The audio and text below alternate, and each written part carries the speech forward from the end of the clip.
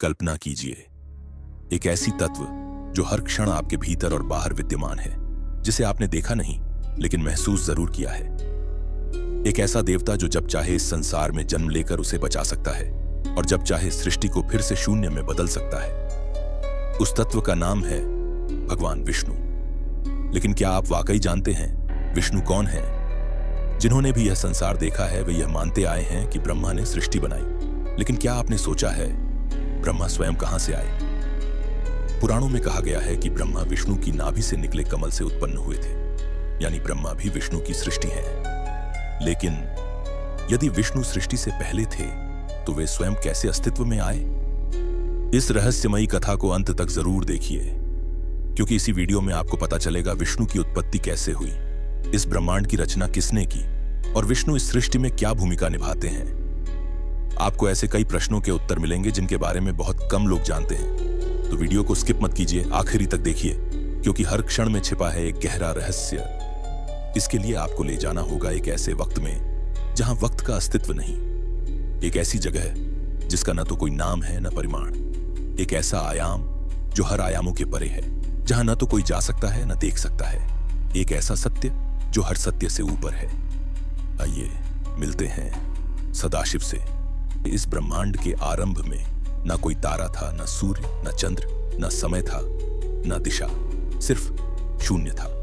और उस शून्य में थे सदाशिव। सदाशिव कोई देहधारी नहीं, कोई रूप नहीं, वे परब्रह्म हैं जो साक्षात अव्यक्त हैं। वे न जन्म लेते हैं न मृत्यु को प्राप्त होते हैं, वे ना ही बनते हैं न नष्ट होते हैं, वे सदैव हैं, समय और आयामों से परे, एक और अनेक। हम सबके अंदर जब कुछ भी नहीं था तब उन्होंने इच्छा की मैं एक रूप दूं, इस चेतना को जो पालन करे, जो रचना कर, जो संचालन करे। और उस इच्छा से उनकी छाया से प्रकट हुए श्री नारायण। नारायण जो अब तक अदृश्य ब्रह्म चेतना थे, सदाशिव ने उन्हें श्रीहरि के रूप में प्रतिष्ठित किया। फिर नारायण योग निद्रा में लीन हुए और फिर उनके नाभि कमल से प्रकट हुए 4 मुखों वाले ब्रह्मा। यह कमल कोई साधारण पुष्प नहीं था, यह हिरण्य गर्भ था, चेतना और सृष्टि का बीज। ब्रह्मा की आंखें खुली और उन्होंने चारों ओर देखा, पर उन्हें अपनी उत्पत्ति का ज्ञान नहीं था। उन्होंने पूछा मैं कौन हूं, किसने मुझे बनाया? लेकिन कोई उत्तर नहीं था। तब उन्होंने ध्यान किया हजारों वर्षों तक और अंत में उन्होंने देखा नारायण को योग निद्रा में लीन और जाना कि वे उन्हीं की नाभि से जन्मे हैं। लेकिन यहीं एक और गूढ़ रहस्य है। जब ब्रह्मा ने नारायण से उनकी उत्पत्ति पूछी, नारायण ने कहा मैं भी किसी और की इच्छा से प्रकट हुआ हूं, मेरा आदि भी है और अंत भी, और वह है सदाशिव। तब ब्रह्मा ने पहली बार ध्यान किया शिव तत्व पर और उसी क्षण प्रकट हुए शिवलिंग के रूप में सदाशिव। यह शिवलिंग था जिसका ना आदि ना अंत, और वहीं से आरंभ हुई त्रिमूर्ति। ब्रह्मा जो रचयिता है, विष्णु पालक और रुद्र संहारक, शिव जो सदाशिव की छाया है। अब आते हैं श्री विष्णु के सत्य में। कल्पना कीजिए एक अनंत महासागर जिसे क्षीर सागर कहते हैं। वहां एक विशाल शेषनाग पर कोई शांत स्वरूप में लेटे हैं। उनका रंग नीला है जैसे समुद्र की गहराई, आंखें बंद हैं लेकिन वह सब देख रहे हैं। उनके चरणों के पास लक्ष्मी है और नाभि से एक कमल निकल रहा है जिसमें ब्रह्मा बैठे हैं।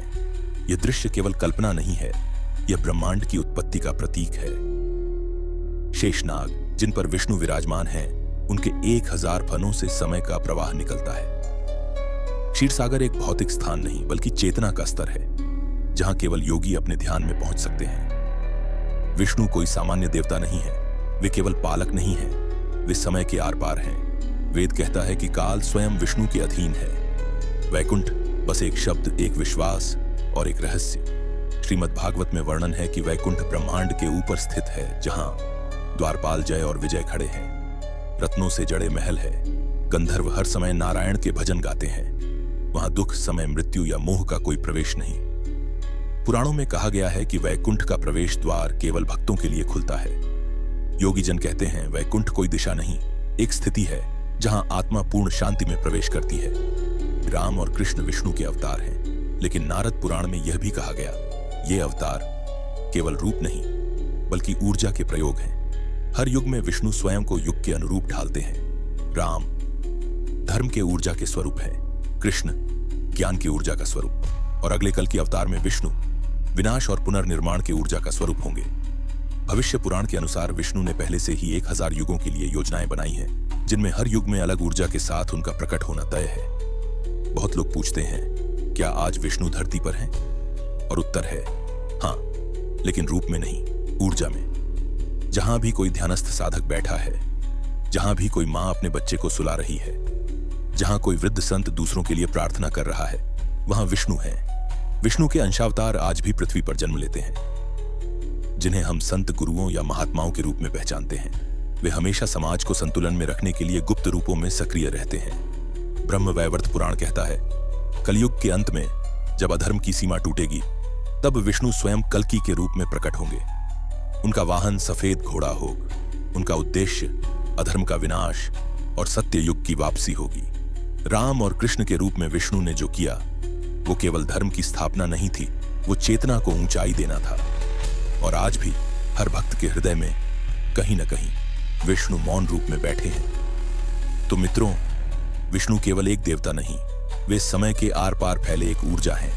वे हैं जो दिखते नहीं लेकिन सब कुछ संचालित करते हैं। वे हैं जो हर युग में धर्म की रक्षा के लिए आते हैं, चाहे राम के रूप में हो या कृष्ण के रूप में। और वे हैं जो अंत में सबको वैकुंठ में ले जाने वाले हैं। तो मित्रों, आपने जाना कैसे सदाशिव ने नारायण को उत्पन्न किया और नारायण की नाभि से जन्मे ब्रह्मा जो इस संपूर्ण सृष्टि के रचयिता बने। यह कोई कहानी मात्र नहीं है, यह उस चेतना की यात्रा है जिससे यह पूरा ब्रह्मांड बना है। और आज भी वो शिव तत्व हमारे भीतर, हमारे चारों ओर विद्यमान है। अगर आपको यह रहस्य और ज्ञान से भरी कहानी अच्छी लगी तो कृपया हमारे चैनल को सब्सक्राइब जरूर करें, इस वीडियो को लाइक करें और कमेंट में लिखें ओम नमः शिवाय या जय श्री हरि। अपने दोस्तों और परिवार के साथ ये दिव्य ज्ञान साझा कीजिए, क्योंकि हो सकता है किसी एक व्यक्ति की चेतना बदल जाए इस एक वीडियो से। अगर आपको यह वीडियो अच्छा लगा हो और आप ऐसे ही आध्यात्मिक रहस्यों में रुचि रखते हो, तो हमारे चैनल पर और भी अद्भुत और गूढ़ विषयों पर वीडियो पहले से मौजूद है, जैसे शिव कौन है, शिव तत्व क्या है, काली मां की रहस्यमयी कथा, शिव और सती की गाथा, और भी कई ज्ञानवर्धक, रहस्यपूर्ण और आध्यात्मिक यात्राओं से भरे वीडियो जो आपके मन, बुद्धि और आत्मा तीनों को छू जाएंगे।